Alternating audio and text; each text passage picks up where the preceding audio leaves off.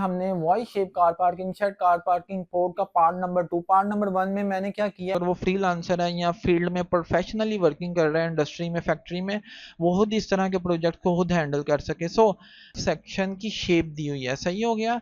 ये आपको सारा आई बीम ही नजर आ रहा है लेकिन ये फ्लैट है, ये कर्व शेप है, सही है। अब मुझे आसान हो, ये देखें ये कर्व सेक्शन है, जो आई बीम आपको आई बीम को कर्व सेक्शन की शेप दी गई है। ये इसका फायदा क्या होगा, आप 3D मॉडलिंग ऐसे कर लेंगे, चुटकियों में 3D मॉडलिंग हो जाएगी। शीट जो है 4 mm है, ये वाली शीट 6 mm है, ये देखें sheet use in this part 6 mm और ये लेंथ आ जाएगी। लेकिन मुझे सारे जो पोर्शन है सबकी लेंथ मालूम करनी है, उसके लिए आपको ब्लॉक बनाना आना चाहिए, आपको ज्वाइन कमांड की समझ होनी चाहिए। प्रोफेशनल लेवल पे मैंने ऑलरेडी इसका ब्लॉक बनाया हुआ है। अस्सलाम वालेकुम। आज हमने Y shape car parking shed car parking port का पार्ट नंबर 2 पार्ट नंबर 1 में मैंने क्या किया है, मैंने स्टेप फाइल को DWG में कन्वर्ट किया। अच्छा, जब हमने DWG में फाइल को कन्वर्ट कर लिया, उसकी लाइंस टूटी हुई हैं, तमाम एक्सप्लोड है।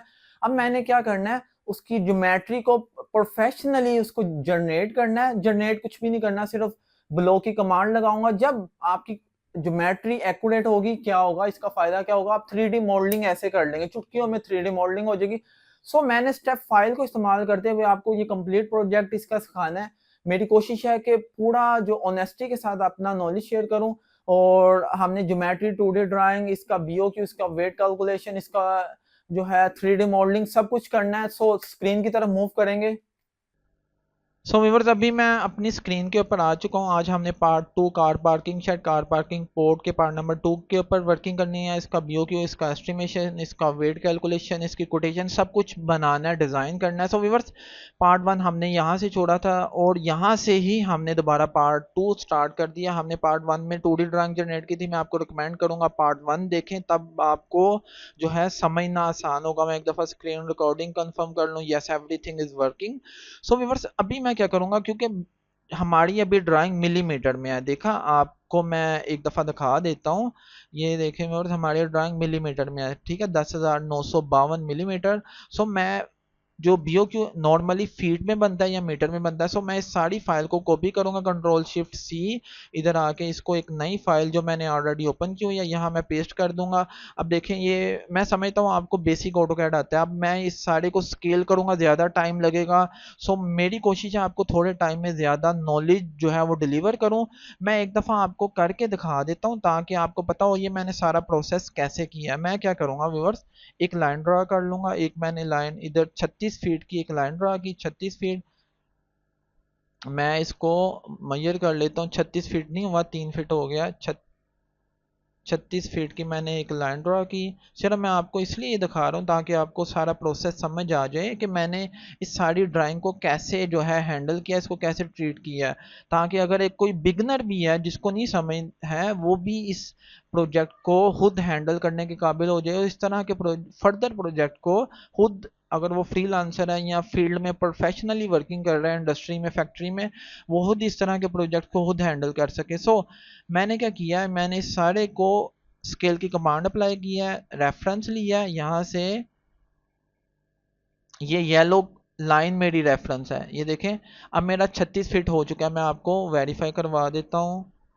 यहाँ मैं एक डायमेंशन की 36 फीट देखें व्यूअर्स, मेरा पूरा प्रोजेक्ट स्केल के ऊपर आ चुका है, सही है। इस तरह आपने इसको स्केल के ऊपर कर लेना। अब मैं इसको ख़त्म कर दूंगा, इसको ख़त्म कर दूंगा, सिर्फ मैं आपको दिखाने के लिए सब कुछ किया। ये देखें, यहाँ मैंने 10,952, ये एक्चुअली 35 फीट 11 इंच बनता है, वो आप अपने मुताबिक स्केल पे कर लीजिएगा। ये मेरी एक्यूरेट स्केल है, मैं आपको इसको वेरीफाई करवा देता हूँ।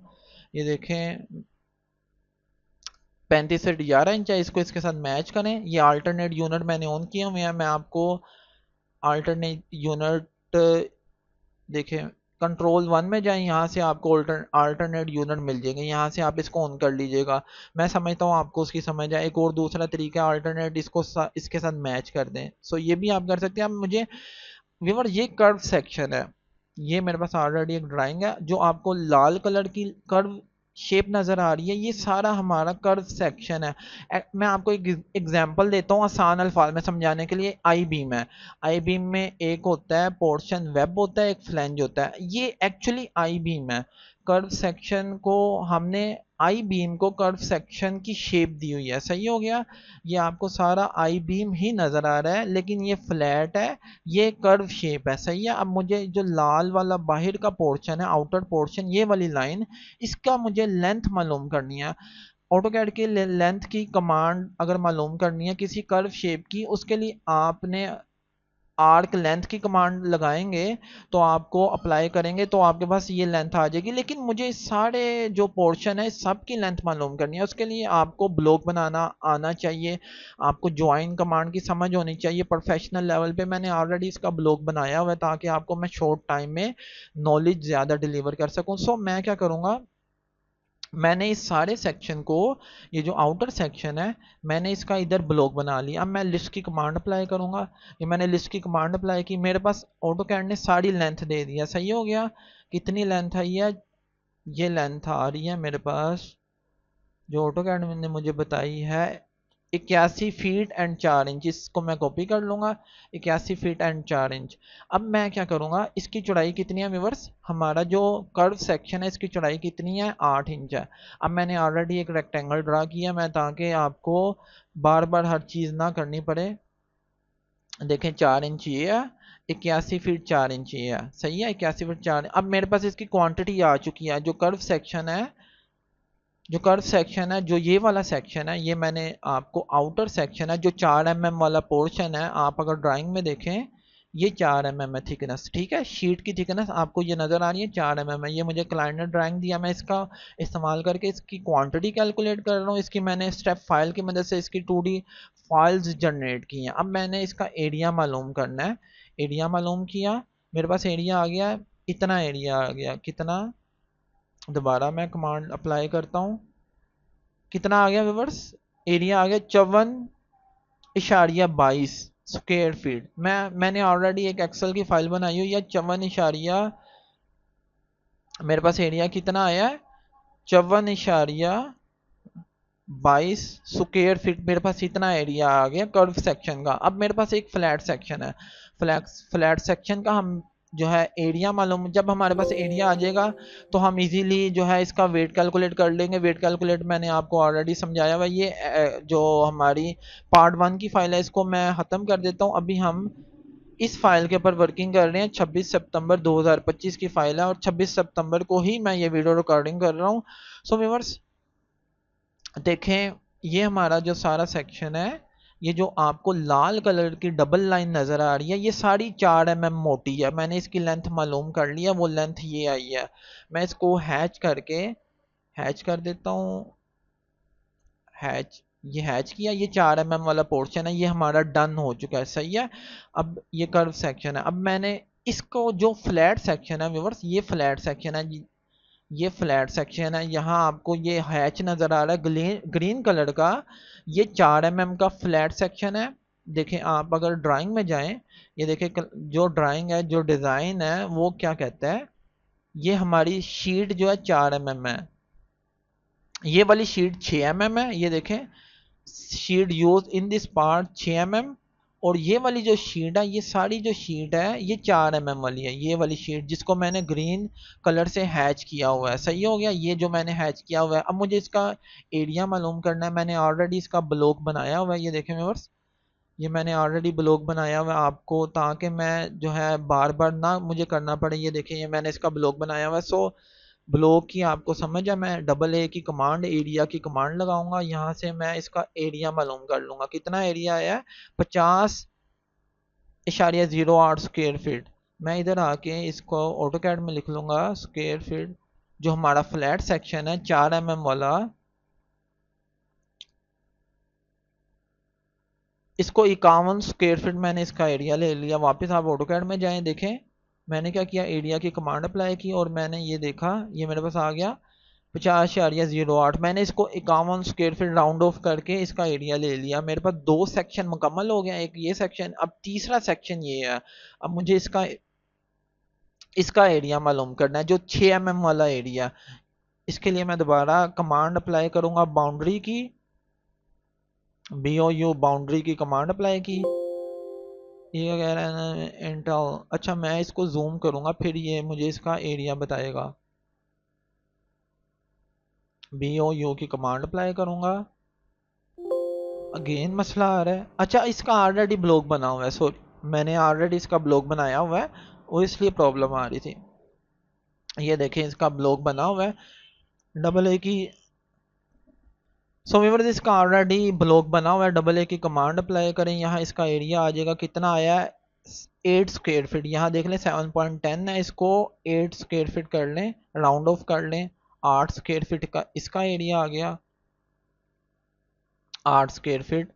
अब बेस प्लेट है, बेस प्लेट का हम जो है इसका यूनिट ले लेते हैं वेट, इसका यूनिट वेट ले लेते हैं, WIGHT वेट। बेस प्लेट का क्या साइज़ है? बेस प्लेट का साइज़ आपको पता है, मैंने इधर जो ड्राइंग आपको पहले भी दिखाई थी पार्ट 1 में, दोबारा दिखा देता हूँ। बेस प्लेट का साइज़ है हमारा 686 बाई 381, 686 बाई, बेस प्लेट है 686 ज़रबे 381, ओहो 381 ज़रबे 16 mm, ये बेस प्लेट का साइज़ है। बेस प्लेट की क्वांटिटी कितनी है? 1 है। सही हो गया। अब मैं क्या करूँगा, यहाँ मैंने ऑलरेडी वेट कैलकुलेट किया हुआ है, इसको मैं अनहाइड कर दूंगा। देखें इसको थोड़ा सा, अब देखें व्यूअर्स, वेट पर स्क्वायर फीट, अगर आपके पास 4 mm का स्क्वायर फीट का एक पीस है, उसका वेट कितना आएगा? 1 फुट में इतना आएगा, सही है।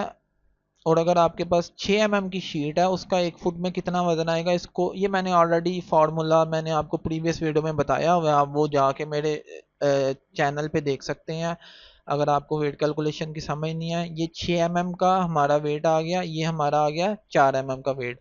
हमारे पास 1 स्क्वायर फीट का इतना वेट है, वेट पर स्क्वायर फीट।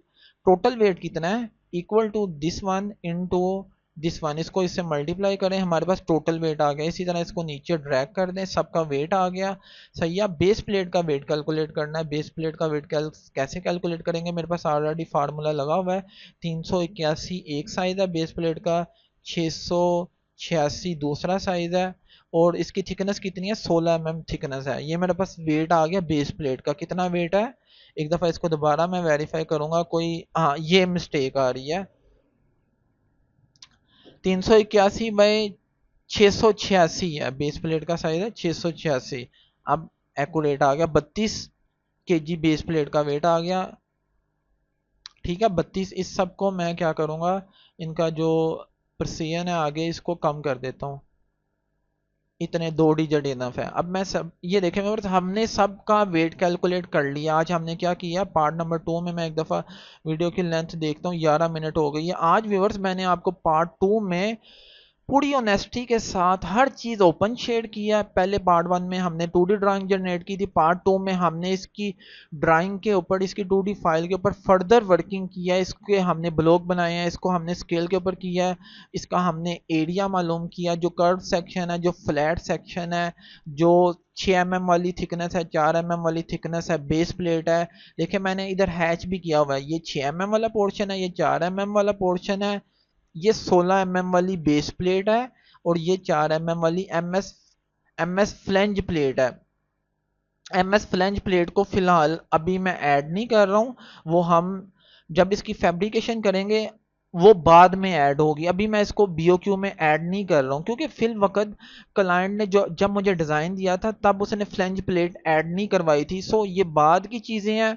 अगर आप इसका फ्लेंज का वेट कैलकुलेट करना चाहते हैं, फ्लेंज का साइज़ आप देख लें, फ्लेंज का साइज कितना है, ये 2 फीट एंड 1 इंच है, और इसकी थिकनेस 4 mm है, सही है।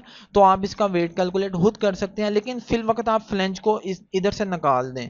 फ्लेंज के अलावा हमने सारा इसका बीओक्यू बनाया है और हमने इसका वेट कैलकुलेट किया। मैं आपको कंफ्यूजिंग ना हो, फ्लेंज क्या है, कहाँ से आया है, उसको बोल दें अभी फिल वक्त। अभी मैं उसको ऐड नहीं कर रहा हूँ, जब हम इसके फर्दर जो है ट्यूटोरियल के ऊपर जो फर्दर इसकी वीडियोस बनाएंगे तब मैं आपसे ये भी चीज़ें क्लियर कर दूंगा। सो आज मैंने क्या किया है, मैंने curve section, flat section number 1, flat section number 2 और बेस प्लेट का हमने इसकी क्वांटिटी मालूम किया और इसका वेट कैलकुलेट किया। एक दफ़ा मैं आपको इसकी तस्वीरें दिखाता हूँ, ये देखें व्यूअर्स, ये आप प्रोजेक्ट की तस्वीरें देख लें। अगर आप ये दिखाने का मकसद है कि आपको समझना आसान हो। ये देखें, ये कर्व सेक्शन है, जो आई बीम को कर्व सेक्शन की शेप दी गई है। ये कर्व सेक्शन इसको कह रहा हूँ, ये फ्लैट सेक्शन है। फ्लैट सेक्शन दो तरह के हैं, एक 6 mm है, एक 4 mm है। आपने वापस जाना ड्राइंग में, ये देखें ये 6 mm है, ये 6 mm पोर्शन है, और ये 4 mm वाला पोर्शन है। सो व्यूअर्स, आज की वीडियो में हमने इसका वेट कैलकुलेट किया, इसकी क्वांटिटीज कैलकुलेट की हैं। नेक्स्ट वीडियो में मैं इसका, जैसे कि मैंने ये एक रेट बनाए हुए हैं, पूरी लिस्ट बनाई हुई है, ये हम सारा इसको इसके ऊपर वर्किंग करेंगे। बेसिक ऑटोकैड मैं समझता हूँ आपको आता है।